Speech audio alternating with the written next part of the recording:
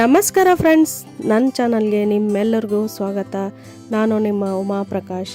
ಸಿಂಪಲ್ಲಾಗಿ ಮಧ್ಯಾಹ್ನ ಅನ್ನದ ಜೊತೆ ಇದೊಂದು ಉಪ್ಪಿನಕಾಯಿ, ಬಿಸಿ ಬಿಸಿ ಅನ್ನ, ಅದ್ರ ಜೊತೆಗೆ ನಾನಿವತ್ತು ರೆಸಿಪಿ ಹೇಳಕ್ಕೆ ಬಂದೇನಲ್ರಿ, ಹಸಿ ಸಾರು ಅಂತೀವಿ ನಾವು ಅದಕ್ಕೆ. ಇದು ನಮ್ಮ ಅಜ್ಜಿ ಕೈಯಿಂದ ಕಲ್ತಿರೋದು. ಭಾಳ ಸಿಂಪಲ್ ಆದ್ರೆ ಭಾಳ ಟೇಸ್ಟ್ ಆಗುತ್ತೆ.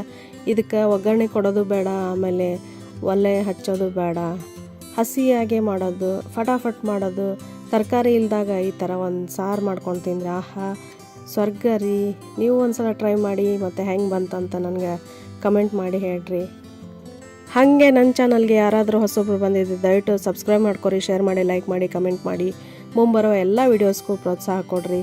ನಿಮ್ಮ ಒಂದು ಪ್ರೋತ್ಸಾಹವೇ ನನಗೆ ಇನ್ನೂ ಹೆಚ್ಚು ಅಡುಗೆ ಶೇರ್ ಮಾಡೋಕ್ಕೆ ನನಗೆ ಇನ್ನೂ ಹುಮ್ಮಸ್ಸು ಬರುತ್ತೆ. ಬನ್ನಿ ಫ್ರೆಂಡ್ಸ್, ಹಂಗಂದ್ರೆ ಆ ವಿಡಿಯೋನ ಸ್ಟಾರ್ಟ್ ಮಾಡೋಣ.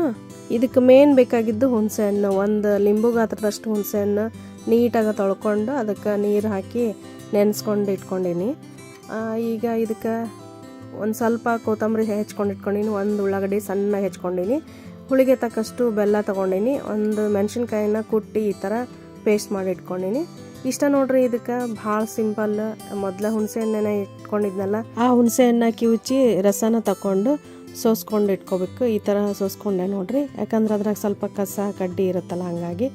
ಈಗ ಹೆಚ್ಚಿದಂಥ ಉಳ್ಳಾಗಡ್ಡಿ ಮತ್ತು ಕೊತ್ತಂಬರಿ, ಹಾಗೆ ಜಜ್ಜಿದಂಥ ಮೆಣಸಿನ್ಕಾಯಿ, ಬೆಲ್ಲ ಎಲ್ಲನೂ ಹಾಕ್ಕೊಂಡು ಸ್ವಲ್ಪ ಕೈಯಿಂದ ಈ ಥರ ನೀಟಾಗಿ ಕಲಿಸ್ಕೋಬೇಕು.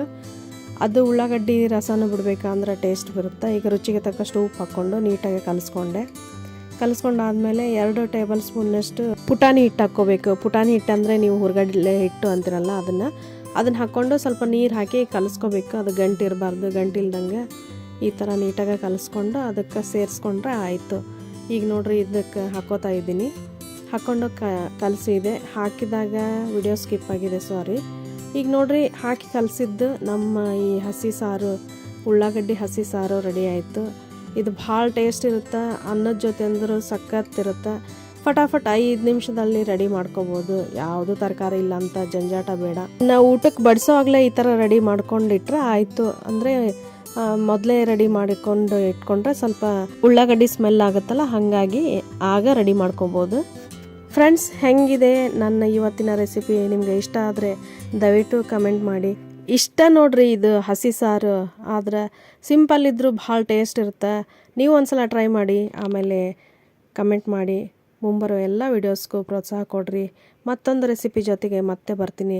ವೀಕ್ಷಣೆ ಮಾಡಿದ ಎಲ್ಲರಿಗೂ ಧನ್ಯವಾದಗಳು.